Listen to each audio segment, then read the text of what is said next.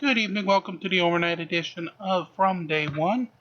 Art Bell and Warren Fadley is with us, and let's get started. Wave in a truck. That's pretty wild. I'm going to try this one more time with Stephen, who had trouble with Skype. Hello, Stephen, are you there? No, sounds the same to me. Stephen?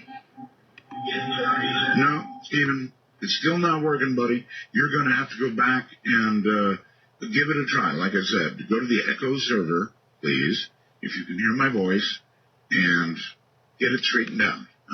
It'll work eventually, trust me. Summerfield, Illinois. Hi. Hey, Art. Hey there. I'm glad to get to you. I've been listening to you since the mid-'90s. Is that wild? But my question for your guest is, I don't understand why people around Oklahoma, in areas in that particular part of the country, they keep getting hit so often with tornadoes. Why do they stay there? I mean, it's just beyond belief. Oklahoma City is just like ground central. Maybe your guest can talk to some of these people, and what do they? Well, yeah, I hear what you're saying. They're in the part of the country that gets hit again and again and again. So, what do you say about that, Warren? Well, that is a good question, and I have talked to people in Moore and Oklahoma City in those areas who have left. They've gone. They're done. Especially Moore being hit 2 or 3 times now. They're gone. They're leaving. They're getting out of there. But the odds of getting hit by a tornado, I mean, we went through some really weird years here, very, very slim. But then you have to ask yourself, the other question is, why do people live in San Francisco or L.A., which the odds are right that it's going to be annihilated eventually. I mean, it's not if, it's just when. And I mean, whenever I'm on the West Coast, I'm always, aware of that. I'm always aware, especially places like San Francisco. I'm always aware that, someday they're gonna, it's just inevitable, going to suffer an absolute catastrophic earthquake. But most people don't. They want to play the odds. They don't want to leave because of that reason.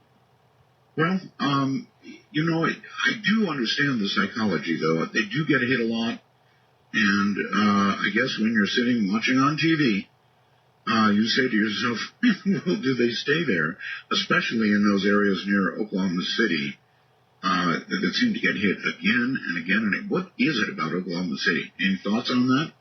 Well, again, it's what we discussed earlier. Oklahoma City went many, many, many years without a tornado strike. I forget how long. I wrote it in one of my books about how long it had gone. It was a crazy amount of time until it started getting hit and then getting hit again and again and again. Most recently more in the El Reno tornadoes. But again, I think a lot of it is just dependent upon where that. A lot of it's just fate. A lot of it's just bad luck of just having a very strong thunderstorm that produces a very violent tornado go through your area. Why couldn't it have been 100 miles south or 100 miles north where the populations are a lot lower? Sure. It's just a very unfortunate thing. But again, it goes back to what I was saying earlier about the dry line creeping a little bit further to the east, and the storms initiating out just far enough so by the time they reach Oklahoma City, they're reaching their maximum potential, and that's generally when they're going to produce the most violent tornadoes. Okay, real quick, we've covered most things that I wanted to cover. Wichita, Kansas, you're on the air with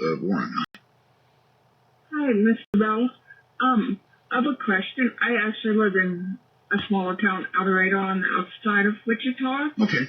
Well, we're right by a refinery, and everybody tells me that the heat from the refinery is actually warming the air to push the tornadoes away.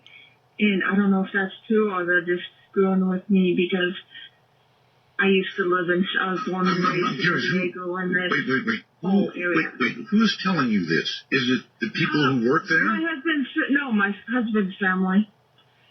They say, oh, well, the heat is heating up the atmosphere and it's less likely we'll get hit with something big because the heat will push the cold air away from this area. Warren? I've never heard of anything like that. And it's hard to believe it because, the storms are just so immense and so powerful that I don't think a single refinery is going to probably have any effect on it whatsoever. I mean, people used to think in Topeka, Kansas, that Burnett, this was called Burnett's Mound, protected the city. Most major cities have areas like that where they think either a hill or a lake or a factory will protect them, and that's unfortunately usually not the case. There's just not enough energy coming out of a structure like that to really alter, a massive tornado. It's a good PR story, though. Well, yeah, it's a great PR story because everybody starts building refineries to keep the tornadoes away. That's right. We are being protected by that refinery. I've got something like that going on here where I live. I've got 13 towers up, Warren. 13 tall towers. One of them 100 feet, the rest 76 feet tall, covering 5 acres. We get lightning storms all the time. But you know what? I've never been hit by lightning. I've never had one of the towers hit. And I've come to believe that these 13 towers, all of which are grounded, actually protect me. I don't know if that's true, but I believe they discharge before the strike. That could be very true because you have buildings now that have lightning systems on it where it'll discharge the lightning, of course, into the ground or protect the building. So it's very possible, though, that the storm is making that connection between the ground and the cloud through those towers. That's quite possible. Well, I've come to believe that. I still, every time I say it, I knock on wood. Believe me.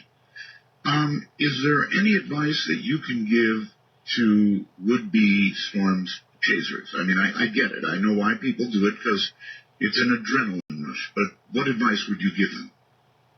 Well, the best thing to do, I could say to storm chasers, from someone who's been doing it for many, many years, is to make sure when you do it, you're not going to hurt anyone else. That's the big thing, is to make sure that you're not going to do something so stupid that you're going to have EMS people come in and rescue you and put themselves in great danger, which happens a lot.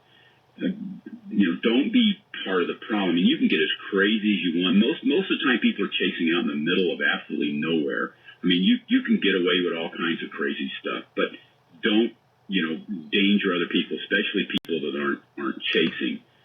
Pull all the way off the road. Don't get distracted and do crazy things in your vehicle that could harm someone else. That would be the number one thing. I guess number two would be try to give something back to what you're doing. Whether, if you're going to go to a local school and do a safety talk and show some pictures to kids, do something like that, learn to be a spotter, spot your neighborhood or your local area so you can report back what you see, but try to give something back to humanity. It's not all about just taking things and pictures and enjoying these things. Right. I really think, you have to give something back. All right. Well, Warren, I think I'm going to say thank you for being here tonight. It has been a joy to interview you, and I would like to do it again. I'd like to have you back. Perhaps the time to have you would be, I don't know, some spring day when things are really heating up and you're actually out. But then again, you probably couldn't do it under those conditions, could you? Or would you? I would if it sounds like a great idea. It just depends on the circumstances. But a lot of times the storm's in, by 8 or 9, and you've got all that time afterwards when you're all wound up. So it'd be kind of fun to do a show under those conditions. It really would. I mean, even if you at times would have to put down whatever communication device you were using at the time and just sort of let us listen, it would be wild. I appreciate your being on with us, and we'll do it again sometime. Great. Thanks a lot. I appreciate it. All right, my friend. Take care. That's Warren Fadley. So, coming up, we're going to go to open lines, and that means for the next hour, anything you want to talk about is fair game. Anything at all. So, by the way, did you hear that story I read from that nurse when we began the show tonight? If not, I'll sort of recap. From the high desert and the great American Southwest, I'm Art Bell. We'll be right back.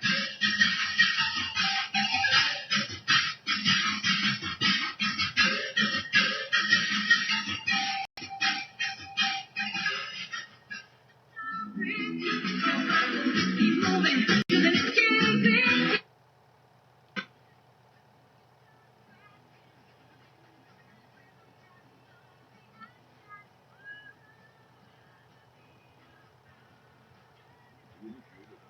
With Art Bell, please coordinate your phalanges and call 1-952-225-5278. That's 1-952-CALL-ART. Well, all right, so it's open lines. Anything you want to talk about is fair game. Very much appreciate your indulging my interest in things that are strange, and storm chasing has kind of always been down my alley. I still do it. If something close is getting wild, I'll still go out there and try it. Anyway, anything you want to talk about, fair game. That's what Open Lines is all about. I do want to go over this one more time. This nurse, we are really pursuing this. This is a woman who was pregnant. She was verified as being pregnant. They did everything. The blood work. They did, they took pictures. And she had a live, single fetus within her. And then one day she walked into the ER and said she didn't feel she was pregnant anymore, or didn't feel pregnant. They photographed her again. It was gone. Now, there was no abortion. There was no either induced or otherwise. In other words, her HCG levels, which they measure, became non-existent. This fetus absolutely flat disappeared. And the nurse, of course, wrote me a very, very interesting, and I should just read it again, but I'm not going to. Let's go to Open Lines and see what's on your mind out there. Adam on Skype. Hello, you're on the air. Hey, Art. Hi. That's pretty strange about the nurse. How long was the woman? Okay, let me see here. She was many weeks. Let's see. You're, okay. Young mother who had already presented twice previously since confirming pregnancy 10 weeks ago. Okay. So the pregnancy was confirmed 10 weeks ago at the point she first went to the hospital. Yeah. Don't know what to say there. Hey, I heard the comment earlier about the lightning protection, and I just wanted to say that we had a company come in and put a system in for us, and it was the booklet really described how it works, and it was pretty interesting. They put up these things called spline ball ionizers. It looks like a dandelion. That's right. Yeah. And as the lightning cloud forms a charge in the sky, it sort of repels the opposite electrons away down in the ground, and so you get this ground charge that forms underneath the charged sky. And as the storm moves across, it drags this ground charge along with it. Yeah, I should have been hit a million times. If a storm is just looking for ground, normally, if it sees a metal tower sticking up in the air and it's on ground, it's going to go right there. But in my case, because I have 13 of these things, I mean, we're talking over 20 some odd years now, I've never been hit. They put in like 3/4-inch copper pipe in a big ring ground around our entire site. And then the grounds from that went up our tower. We had a 300-foot communications tower. And it went up the tower to these ionizers. And the theory was that it would slowly drain off the ground charge so that there wasn't that potential for a strike. Well, it's entirely possible. Entirely. And knocking on wood, I've got a little wood here, that it never happens. But the first years, man, I thought I was going to be done in. Well, good luck to you. Thank you very much for the call, and take care. Yes, that many towers up in the air, everybody used to say to me, boy, are you going to get hit by lightning? And virtually everything else has. In fact, actually, get this, folks. I get this purple stuff that forms during a storm up toward the top of my towers. It's like plasma. Actually, it's not like plasma. I think it is plasma. And then there'll be a lightning strike, and the plasma around all the towers will, boom, disappear. And then it will build up again. So slowly over the years, I've come to trust that I'm not going to get hit. Knocking again. But it's a strange setup. It really is. People look at it and go, oh, boy, are you in trouble? Well, not necessarily. Let's go to Silverdale, Washington. Hello.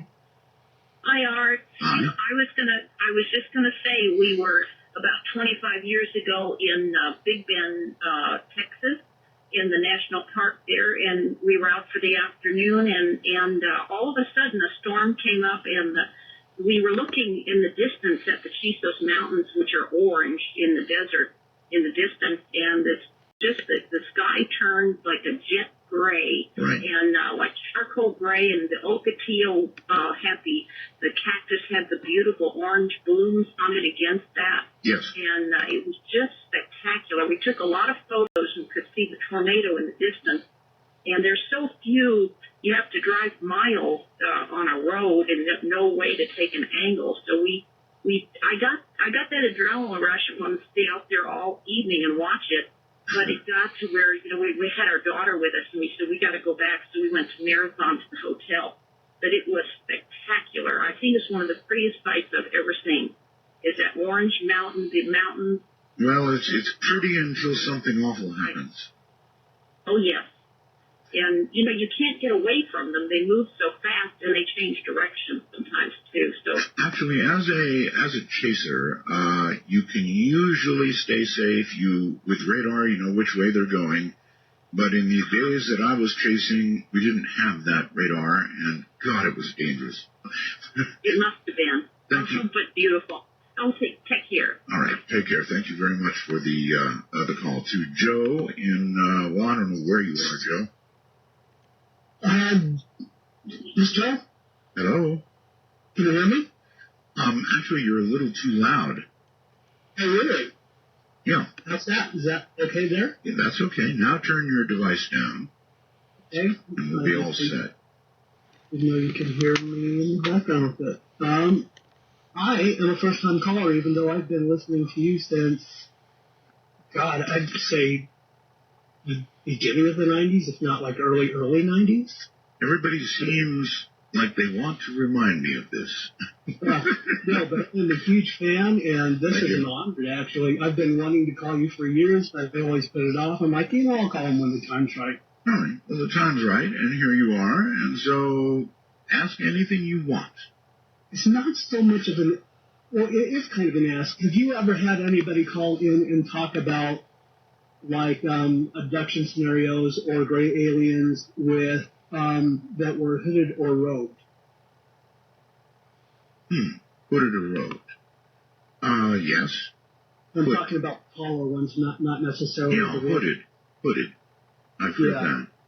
Because this is something that happened to me a lot when I was a little kid, around 4 or 5 years old, and it was something that went on for quite a while. Okay, did you hear Dr. Jacobs when I had him on? Twice, actually? No, I did not. Oh, my. I'm sorry. You should join what we call the Time Travelers, which allows you to listen to past shows. I have this Dr. Jacobs, who believes that, yes, abductions are real, and the purpose of them is to put what are called hybrids or hybrids on Earth, half human, and, well, I don't know if it's half, but part alien, and that it's a virtual invasion of our planet. And he thinks that's going on. Okay. Now, here's what makes this story extremely interesting. Here's how this whole thing would usually go down. It would be me, a little kid, waking up in the middle of the night, and there would usually be at least one being at the foot of my bed. And I don't know if this was telepathically, because, I'm 50 years old now, so this is when I was like 4 years old. I get it, yes. And it was usually, do what we tell you, or we're going to break your toys, or take your toys, or something along the lines of that. And I would get upset, and then they would, leave and go to the closet and disappear. And I would usually end up following them, go into the closet, and there'd be, a portal type thing.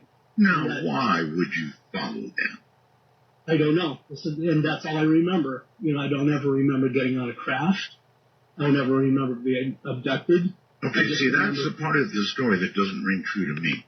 If some hooded figure appeared when I was a kid at the foot of my bed, the very last thing in the world that I would do is follow it into the closet because everybody knows that's where you get eaten. But here's the thing. So what kind of crazy kid were you? I don't know, but I'd never told this story to anybody. Don't. And then, but here's the kicker.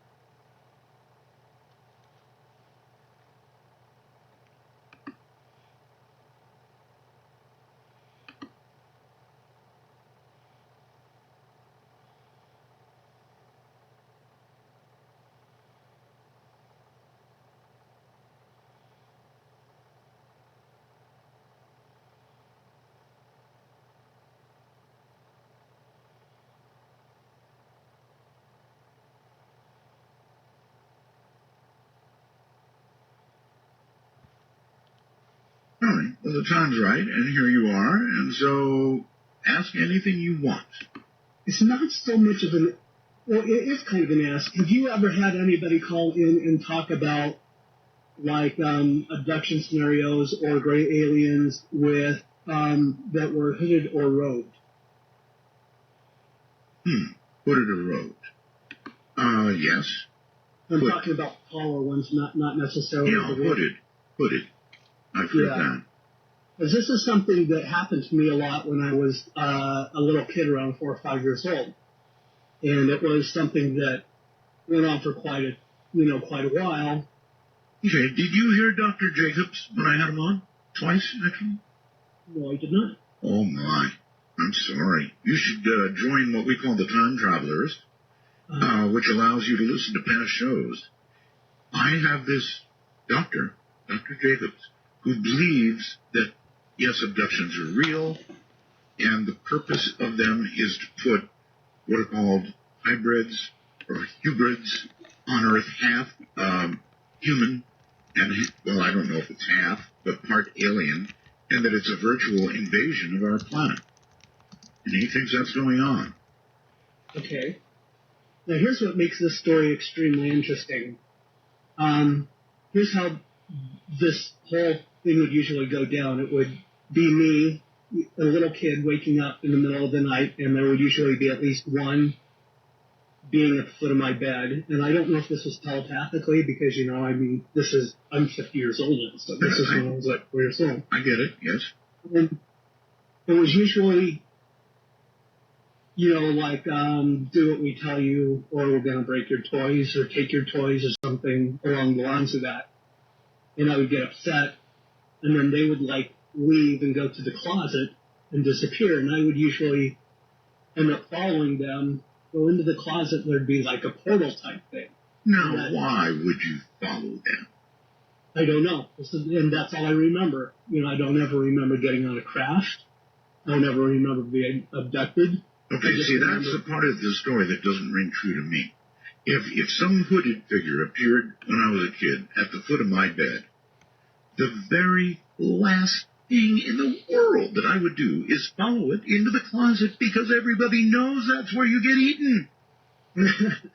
But here's the thing. So what kind of crazy kid were you? I don't know, but I'd never told this story to anybody. Don't. And then, but here's the kicker. When the internet started taking off, early internet, I'm talking pre... I remember early internet, I'm not old. And I would go on IRC chat with some of these, UFO-style chat rooms on IRC. Yes. And I wouldn't necessarily say a whole lot. I'd go in there and talk to people, but I'd never ever say anything about me. Well, one evening I'm in there, and there's this lady that used to go in there all the time, and she starts telling me about when she was a kid, how these deities that were hooded Usually, maybe one or two would come to the foot of her bed Yes. and threaten to break her toys or take her toys, and would end up going into the closet where she would follow them and either go into a portal. Well, sir, let me tell you, you should have courted her. You should have married her. You guys are soulmates, and you're both nuts. I'm sorry.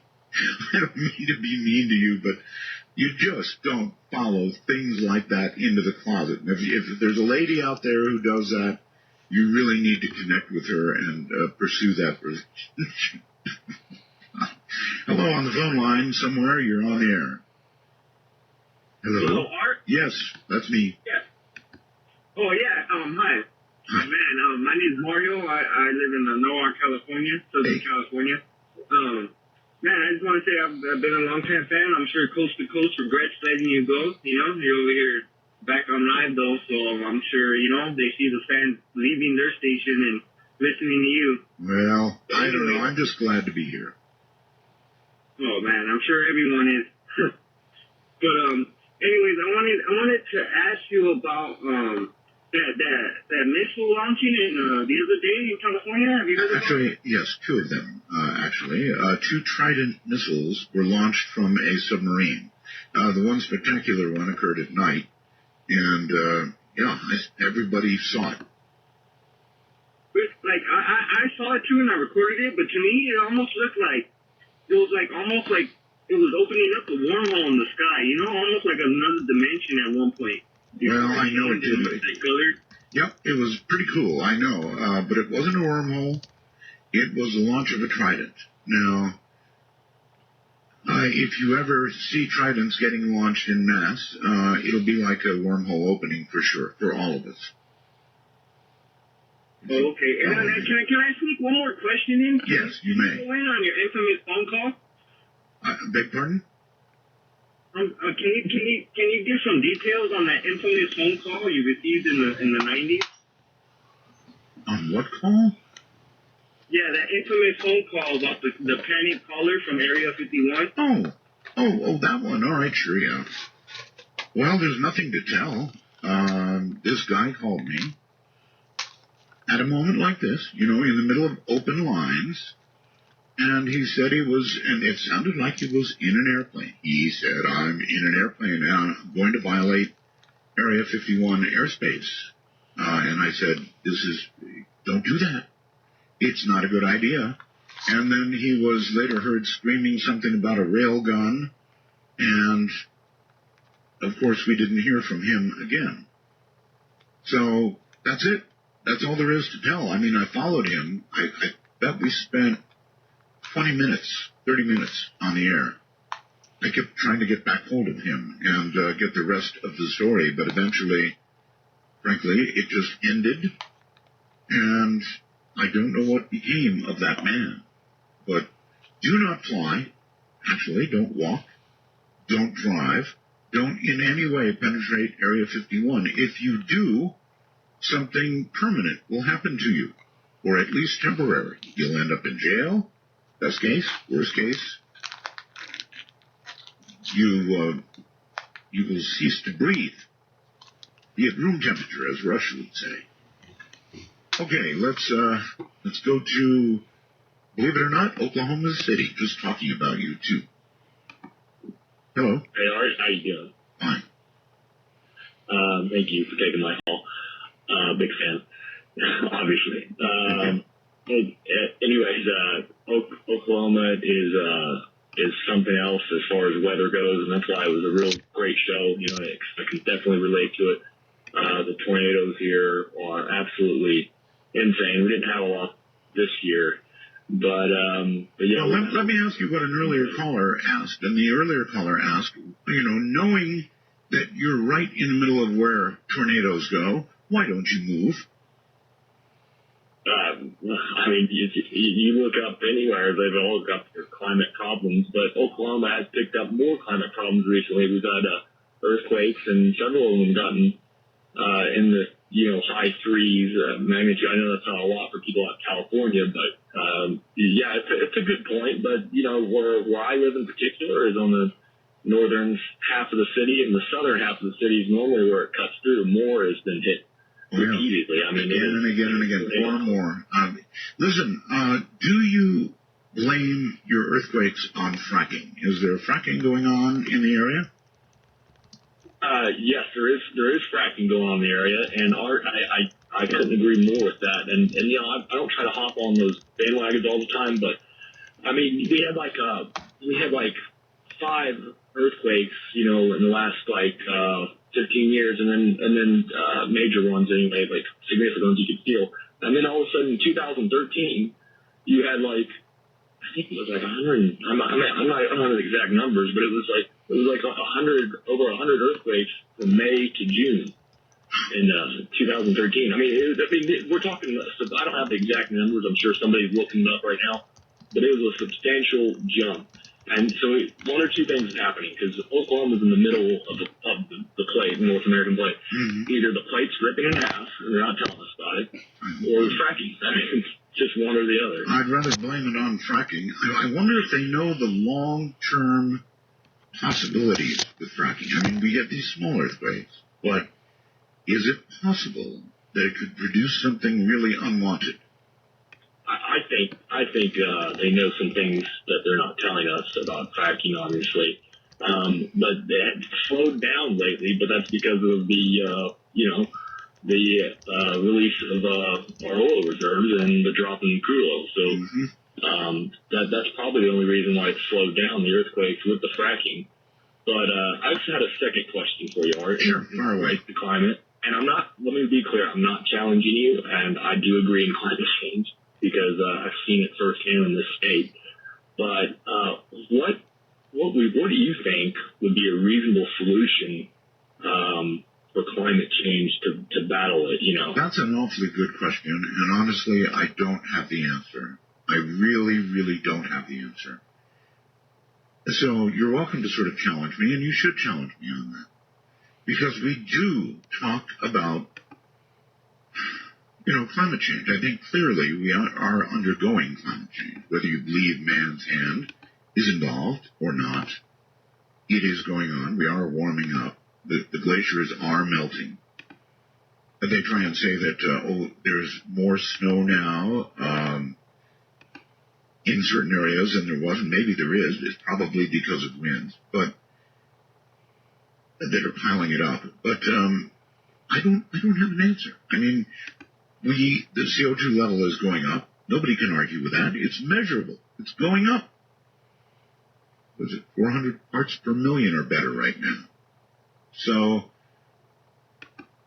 I don't mind being challenged, and I don't mind telling you I don't have an answer. If I did, I'd be making a lot of money, I bet. Let's go to Hayes, Kansas. Hi. Hi, Art. This is Tim. I just wanted to ask, did you get the gavel I sent you? Oh, did you send me that gavel? Yes, sir, I sure did. Boy, did I ever get it. Listen to this. Order in the studio. That is great. Oh, my gosh, that's awesome. Got it right here. I hope that they have a chance to use it sometime soon. What, you want another flat earth debate, do you? Well, something like that, or maybe something when you actually have a chance next year to do the dings or the bonks. It seems like that might be a good way to kind of cap it off there. But well, first of all, where did you get it? I found it online, just a random place. That I think it was an old auctioneer's gavel. Yeah, I was going to say, did you go to like a judge store or? No, where you buy a gavel? eBay or Amazon, one of the two. Yeah, these days I guess you can buy anything online, right? Just about. So. Well, you are a very, very, very kind and thoughtful person to send it to me, and I promise you it's going to get used. Yeah, well, I heard you calling for it one night, and I was thinking you needed it during that flat earth debate for sure. It seemed like the order needed to be called for that. I did need it. Now, the problem that I've got is I've got a metal cable. So if I bang on it, well, actually, that doesn't sound bad. Maybe that'd be all right. Sounds great. Okay. All right. Maybe it'll work. Anyway, is that it? Yeah, that's all I got to say. Roswell's to you, and I'm glad you're back. All right, brother. Thank you for the call and the gavel. That was very, very, very kind, that gentleman. I really did need it during that flat Earth debate. Now, I should talk a little bit about the flat earthers. They are a very persistent bunch. I mean, when I say persistent, that's not even doing it service. They have jammed up our sites, Facebook sites, and other sites with anger. And, for example, recently I had a scientist on. They wanted part or a piece of him, as it were. So they jammed up our sites until we would agree to put a flat earther on. Now, a lot of people did not like the flat earth debate. Personally, I thought it was entertaining. That's the way I'm going to put it. It was entertaining. And I don't know that I'm ever going to get over somebody who thinks that our sun is 3,000 miles above our heads, above Earth. I mean, let's think this through a little bit.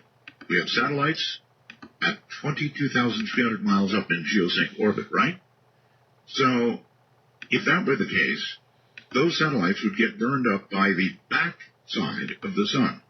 We would, of course, be burned up by the front side of the sun. Let's go to Jed on Skype. Hello, Jed.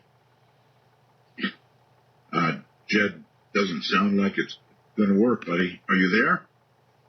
Going once. Hello? Hey, how are you, Art? I'm fine. Well, I didn't think you were talking to me. Well, your name is Jed, right? Jedi Miller, yeah. Yeah. Well, what's up, Art? You. I was on the group the other night on Facebook. Midnight in the Desert, heard about? Yes. And I was just wondering what you do on the weekends. What do I do on the weekends? Yeah, are you still on the radio on the weekends, or do you go into town and watch a movie or something? Thank you for the question. We've got a really bad echo with you. What do I do on the weekends? I take my weekends off. I take days off, Jed. That's what I do. There are a lot of people calling with the expectation that we are going to have a weekend host. Not necessarily. Now, it turns out the network does have shows that run on the weekend, so don't be afraid to listen, by all means.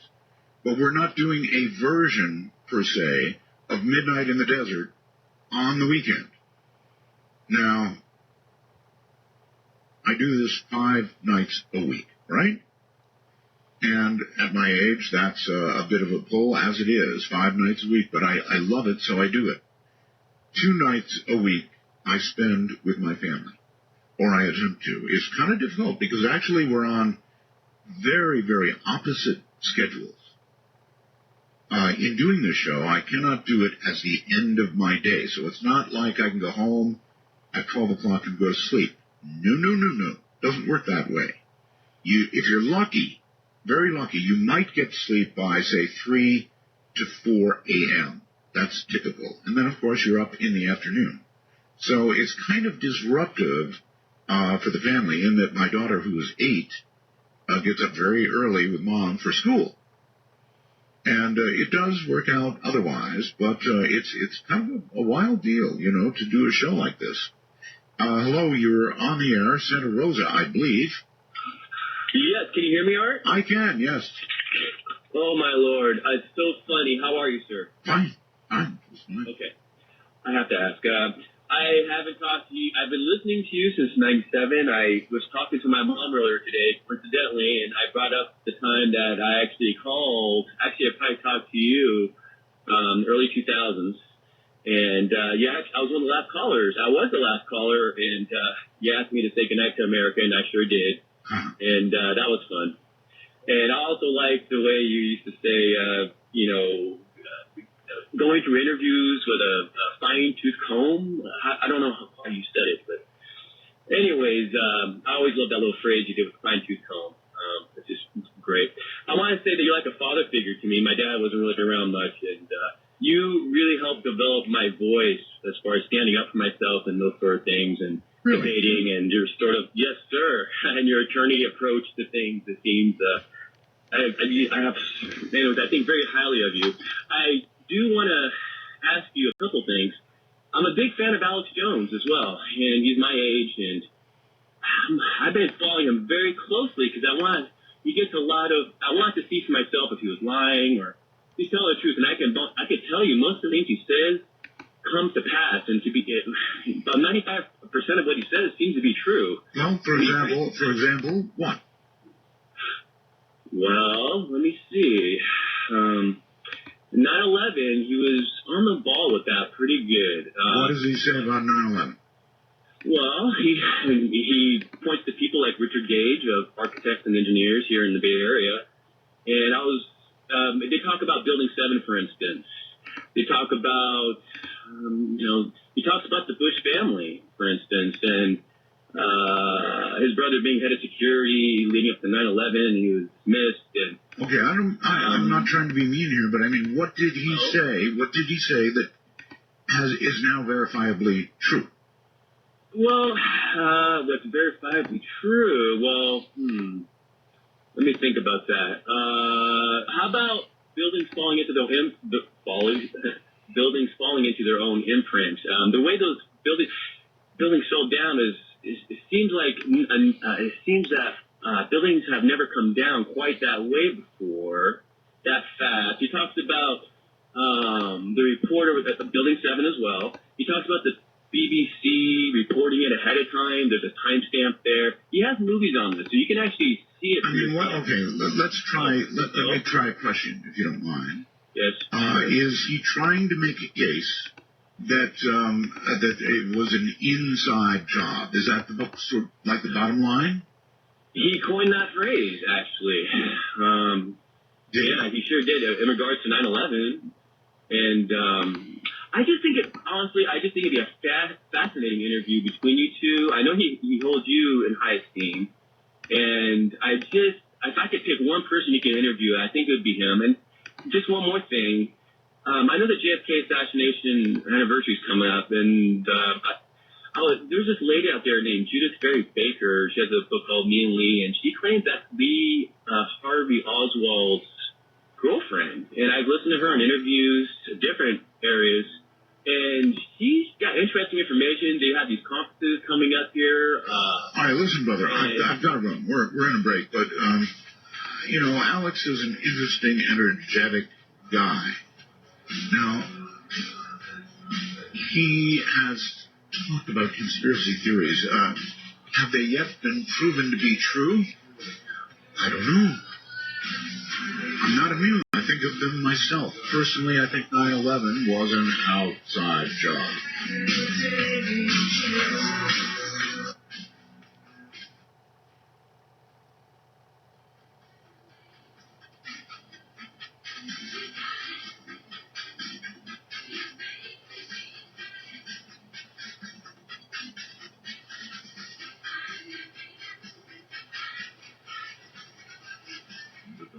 Can be explored on Midnight in the Desert with Art Bell. If using Skype from your computer, please be sure to use a headset mic and call MITD 51. That's MITD 51. It is. And our national number, of course, is area code 952-225-5278. Again, 952-225-5278 or 952-CALL ART.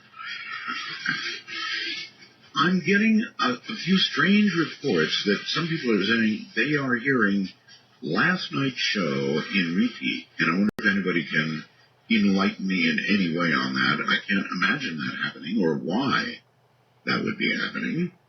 Maybe it is. Hello there. Gary?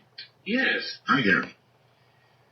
Hi, Art. Sounded like I was interrupting First time caller. It sounded like I was interrupting a conversation you were having. I was testing to make sure I was on the line. I wasn't sure. You are. Great. I just wanted to comment. A few times in the past, few shows in the past, you had made mention of wondering if there was a real discovery of aliens, what that would do to people who are religious or, a lot of bad. The answer is a lot of bad stuff. It would do a lot of bad stuff. I have had religious people that I've talked to, just the discovery of aliens, as long as they're, say, 15 light years out, they might handle that. But if the aliens came down, landed, and made no reference to God, nor even worship of anything, there would be serious, serious trouble. And see, I don't understand that because, when it comes to the Bible, you have to understand that, it was written for us. And just because things exist outside of what's in the Bible doesn't mean that God doesn't exist or that it should rock your faith. Because here's where the trouble comes in. That's not in the Bible. So, I know, look, but here's where the trouble comes in. There is but one God. It says so in the Bible, right? Sure. Only well, one. What's to say God didn't create aliens and he just didn't mention it in the Bible? You know what I mean? The Bible was created for human beings. I'm not saying that he would have had to. I guess that's my point. Well, my point is, though, that these folks would be upset because there is but one God, and so they would have to know about God, and if they didn't, that would question, I would go right to the bedrock of their faith. Huh. Yeah, it's crazy.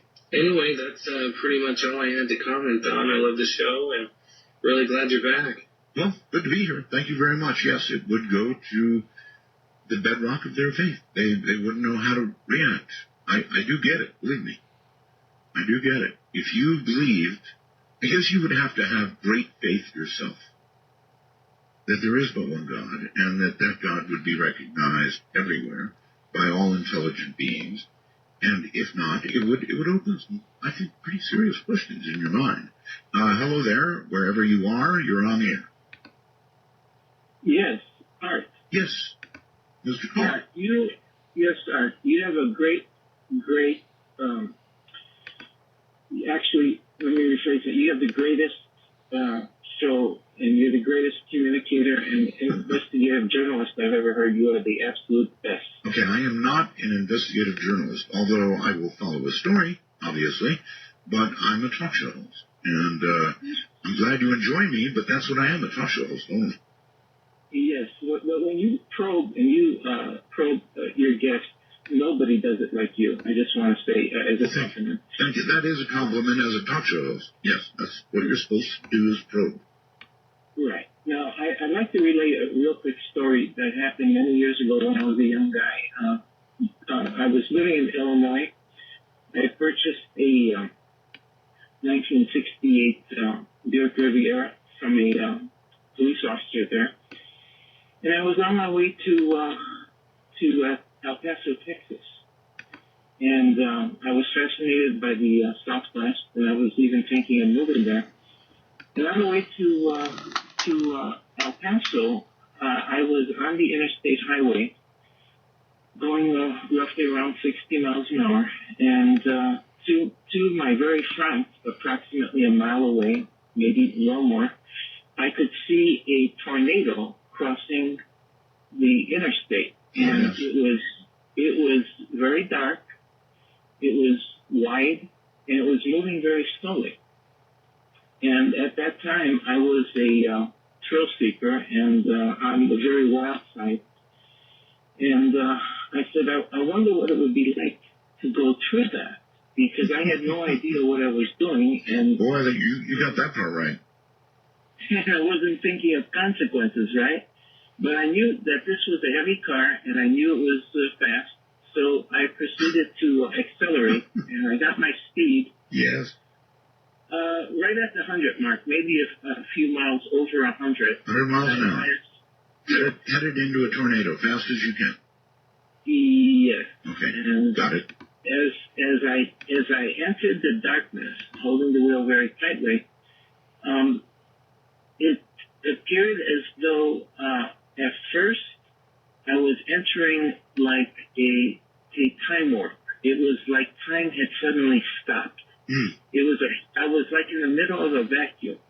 Well, time slows down for people facing immediate death. That's a good point. Yes, it is. And what happened was, it was approximately, I'm counting, recollecting about 4 seconds, maybe a little more, maybe a little less. And then suddenly I was exiting this vacuum I was in, and my car started it started like shaking so violently that I actually thought I was gonna lose control and get taken away. Mm-hmm. Well, these things happen when you traverse a tornado at 100 miles an hour, sir. I'm sure you began fishtailing and going all over the place, and you are lucky to be alive. Very, very lucky to be alive. That was not really a smart thing to do. Hello there, you're on the air. Yes, Art, from Oklahoma City here. Yes, sir. I was just calling to touch on a subject that sort of came up a little bit earlier. With regard to fracking, I'm in IT. Yeah, I think I'm the one who mentioned it. He was talking about all the little earthquakes, and I mentioned fracking. What do you think? Well, I'm in IT with an oil and natural gas company here, and I'm sure you think there's no problem with fracking. well, fracking itself has been going on for nearly 100 years. Yeah. One of the newer parts of that technology has been the wastewater well injection systems. Right. In fact, actually, I bet from your point of view, fracking actually improves the environment underground. Well, it certainly makes oil and natural gas that's heretofore been difficult to get to more easily accessible. It's good for the economy. Good for the economy. But it's our best evidence indicates that it's probably the wastewater well injections, which are a pretty recent technology that could be contributing to the earthquakes and earthquakes, right? Mm-hmm. But fracking itself has been around for a very long time. Mm-hmm. Helps stabilize things and helps people walk straighter lines and makes the birds sing prettier tunes. I appreciate that was it. That part of it seems to always get kind of left off of that. You know, that fracking's been around for quite a long time, and so. Well, anyway, we're fracking enthusiastically. True. Yeah. All right. Thank you very, very much for the call. It was an interesting sell. I mean, look, I'm not even going to get into it, but I do think it is a cause of small earthquakes. Now, everybody can handle that, right? A little bit of shaking, that's all right. But what you don't want is something big to happen. And I don't know that we've been doing it enthusiastically long enough to really understand whether we're going to get something big out of it or not. Hello, Bill. You're on Skype. You're on. Hi, Howard. It's nice to have a night where I don't feel rushed. Okay, good. I started listening to you in the 90s. I'll go ahead and continue on that trend. Sure. And somebody handed me a tape. And it was one, I guess you've interviewed him several times, but it was John Lear. And it was like a 5-hour interview. Yes. And you want to talk about knocking my socks off. I've been hooked to you ever since. Some of the things that he said, and he had no need for profit. No. Oh, no. John was not about profit at all. Is he still around? He is. Are you ever going to interview him again? I would love to. Yeah. Anyway, to touch on what I said the other night with Linda, and I'm confused on this, and maybe you know, so it's a good question for you. Maybe. Miku Kaku says 0 through 3. And I think she misunderstood that I was talking about how many different species do we think might be out there. But the 0 through 3 thing is, I imagine 3 being the highest, like and that's from what I've listened to. And they would be as gods to us, yes. Right. Could manipulate universes and all that. Yes. But I heard Stephen Greer say like 8, 9, and 10, and maybe I misunderstood him, but I don't know. No, he was just expanding the scale. I mean, you can do that. You can imagine all kinds of things. I don't know if I want to be a 3. I want to do the journey. I want to be the ones and maybe a 2, but I'm more interested in the journey rather than the other.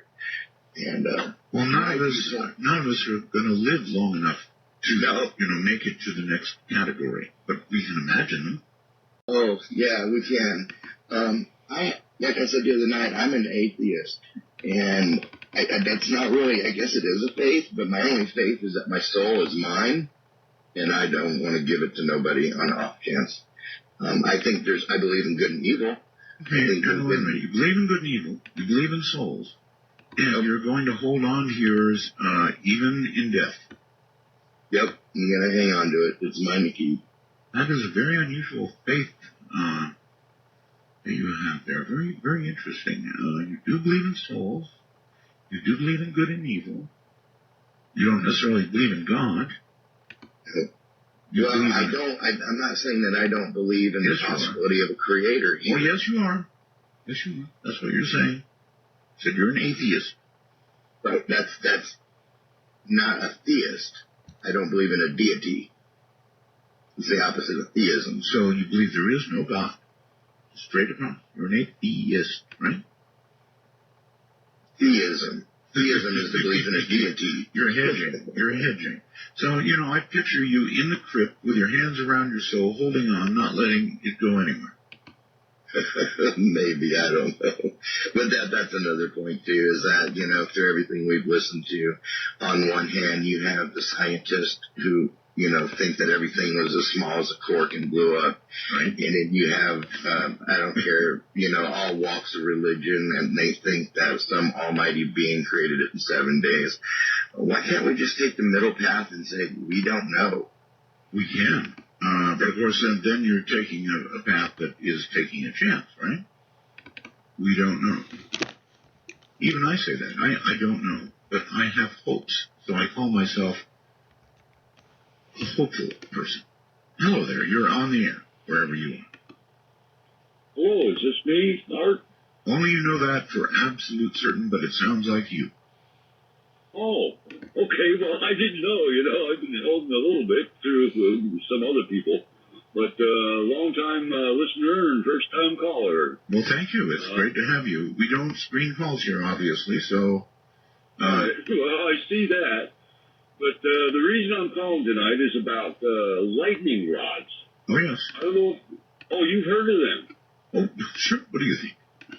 Oh, well, yeah. Well, this was something I was told about. I'm a guy with 13 towers in the air, sir. How could I not think about lightning rods? No, I remember you mentioning that earlier tonight on 5 acres or something like that. Yeah. I'm going, well, this is really something, because I worked with an engineer, electrical engineer, that he had a cabin up way up in the mountains in Mount Pinos, up near just off the top of the Grapevine, off I-5 north of L.A. Okay. And, his house was the highest one in this development. Yeah. And I designed a plumbing system for him and a heating system for him, because he was building it all custom. And it was a really unusual place. But anyway, because it was built on the side of a mountain. Okay, real quick now, what happened?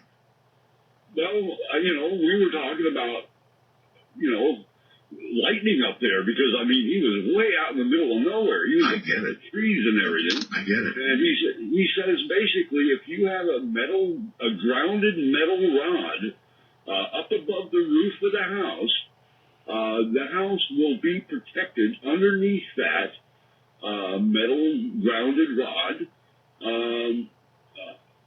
sort of at a 45 degree. Okay, well, that's why they call them lightning rods. They're grounded, and hopefully they attract the lightning, I think. And then it is scooted off to ground, and when it's grounded, it dissipates. Protects the house. House doesn't catch on fire. Everybody's happy. Hello there. You're on the air. This is David. Hello, David. I was just wondering if you keep in touch with Ed Dames still. I don't. I'm waiting for him to bring me gold, and he's never done it. He promised to bring me gold, remember? Yeah, I do kind of remember that. So, no, I'm waiting for the gold. The other thing is, Toyota's test marketing hydrogen fuel cells in the Southern California market, and I think that would be a really interesting subject. It would be. That and flying cars. You talk about chaos. Well, what I'm talking about is things that we were promised and never got delivered, from the gold to the flying cars. Maybe the hydrogen stuff will fly. Never get enough. Well, great to hear you on the radio again. Thank you very much. Okay, thank you, and hello there. You're on the air briefly because we're ending. Friday. Bernadette, how you doing? I'm good. How are you? Great. I told you not to go into the light because I told you you'd come right back out. Uh-huh. And see, and that's why babies cry when they come out.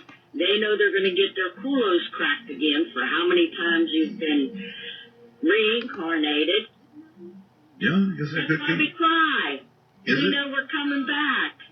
Well, I'm coming back too, but right now I've got to go. So, reviving... Wait, Bernadette. Reviving a very, very old tradition. Would you do me a favor? Yes. And say, good night, America. Good night, America. There you go. Only been about 20 years since I've done that, right? From the high desert and the great American Southwest. To all you 25 time zones out there, good night. And that is Art Bell and Warren Fadley on Storm Chasing. Apologies for some of the technical difficulties we had during this episode, but I think we've weathered the storm, so to speak. With that, we do complete today's broadcast from day one. Make sure you help us get to that 50,000 views, 1,000 subscribers. Some boxy over next to send, so it's nice red boxes we can send to all of you.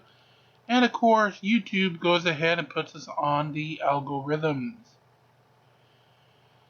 And until next time, like, share, and subscribe. Be kind to one another and release. I said no, thank you. Release the Krakens as we start this night and every overnight here from day one. Have a great overnight. Enjoy your and a good night's sleep. We'll see you.